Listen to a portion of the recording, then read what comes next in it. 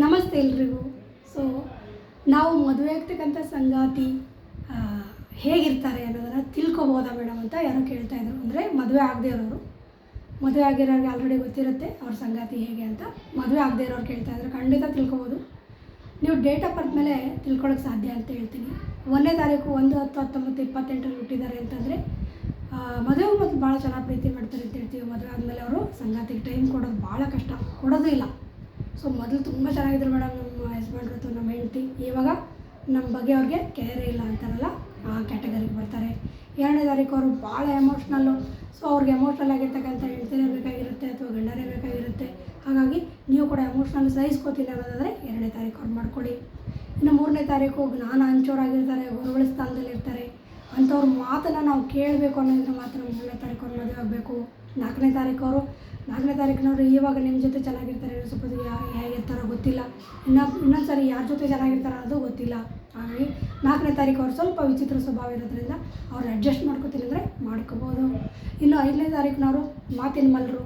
So ಮಾತಲ್ಲೇ ಮನೆ ಕಟ್ಟಿ ನಿಮ್ಮನ್ನು ಅರಮನೆಗೇನು ನಿಮ್ಮನ್ನು ಸ್ವರ್ಗಕ್ಕೂ ಕೂಡ ಕರ್ಕೊಂಡು ಹೋಗ್ತಾರೆ ಅಂತ ಹೇಳ್ಬೋದು. ತುಂಬ ಚೆನ್ನಾಗಿ ಅವರು ಮ್ಯಾನಿಪ್ಯುಲೇಟ್ ಮಾಡ್ತಾರೆ. ಸೊ ಹೆಂಡತಿ ಅಥವಾ ಗಂಡನ ಚೆನ್ನಾಗಿ ಪೂಸಿ ಹೊಡೆದು ನೈಸ್ ಮಾಡಿ ಚೆನ್ನಾಗಿ ಅವ್ರು ಬದುಕ್ತಾರೆ ಅಂತಲೇ ಹೇಳ್ಬೋದು. 6ನೇ ತಾರೀಕು ಹುಟ್ಟಿರೋರು ತುಂಬ ರೊಮ್ಯಾಂಟಿಕ್ ಆಗಿರ್ತಾರೆ. ಸೊ ರೊಮ್ಯಾಂಟಿಕ್ ಸಂಗಾತಿನ ಅವ್ರಿಗೆ ಬೇಕು ಅಂತ ಹೇಳ್ತಾರೆ. ಹಾಗಾಗಿ ನೀವು ಕೂಡ ರೊಮ್ಯಾಂಟಿಕ್ನ ಸಹಿಸ್ಕೊತೀನಿ. ಅವರು ಎಲ್ಲೋದ್ರೂ ನಾವು ಫ್ಲರ್ಟ್ ಮಾಡ್ತಾರೆ, ನಗ್ತಾರೆ, ಎಲ್ಲರ ಜೊತೆ ನಗಿಸ್ತಾರೆ. ಆ ಥರದನ್ನು ನಾವು ಹೊಂದ್ಕೊಂಡು ಹೋಗ್ತೀನಿ ಅಂದರೆ ಅವ್ರು ಮಾಡ್ಕೋಬೋದು.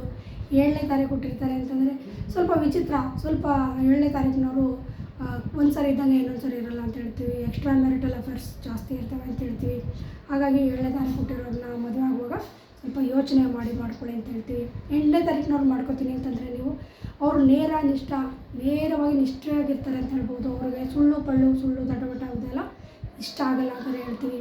ಹಾಗಿದ್ದಾಗ ಅವರು ಜ್ಞಾನಿಗಳು ಜಾಸ್ತಿ ಆಗಿರ್ತಾರೆ 8ರಲ್ಲಿ ಹುಟ್ಟಿರೋರು.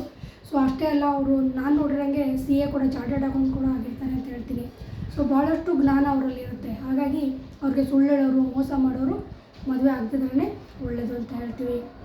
9ನೇ ತಾರೀಕು ಅವರು ಆಲ್ ಈಸ್ ವೆಲ್, ಎಲ್ಲರಿಗೂ ಅವರು ಹೊಂದ್ಕೊಂಡು ಹೋಗ್ತಾರೆ ಅಂತ ಹೇಳ್ಬೋದು.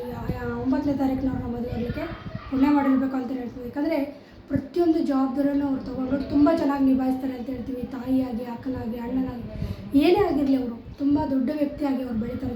ಮನೇಲಿ ಚಿಕ್ಕವರು ಆಗಿದ್ರು ಕೂಡ ಅವರು 9ನೇ ತಾರೀಕು ಹುಟ್ಟಿದ್ದಾರೆ ಅಂತಂದರೆ ಹಿರಿಯ ಅಣ್ಣನಾಗಿ, ಹಿರಿಯ ಅಕ್ಕನಾಗಿ ಅವರು ಮನೇನ ಸಾಕಿ ಸಲ್ಲುತ್ತಾರೆ ಅಂತ ಹೇಳ್ತೀವಿ. ಭಾಳಷ್ಟು ಒಳ್ಳೆಯ ಹೆಸರು ಗಳಿಸ್ತಾರೆ ಅಂತ ಹೇಳ್ತೀವಿ, ಭಾಳಷ್ಟು ಕೀರ್ತಿ ಗಳಿಸ್ತಾರೆ. ಹಾಗೆಯೇ ಫ್ಯಾಮಿಲಿನೂ ಕೂಡ ಹೆಂಡತಿ ಅಥವಾ ಬೇರೆ ಅಕ್ಕ ತಂಗಿಯರು ಎಲ್ಲರನ್ನೂ ಅವರು ಒಂದೇ ಸಮನಾಗಿ ನೋಡ್ಕೊಂಡು ಹೋಗ್ತಾರೆ.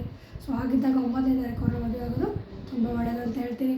ನೀವು ಕೂಡ ಯಾವ ಡೇಟಲ್ಲಿ ಹುಟ್ಟಿದ್ರೆ ಅಥವಾ ನೀವು ಯಾವ ಡೇಟಲ್ಲಿ ಹುಟ್ಟಿರೋ ಸಂಗಾತಿನ ಆಯ್ಕೆ ಮಾಡ್ಕೋತೀರಿ ಅಂತ ಕಮೆಂಟ್ ಮಾಡಿ. ನಮಸ್ತೆ.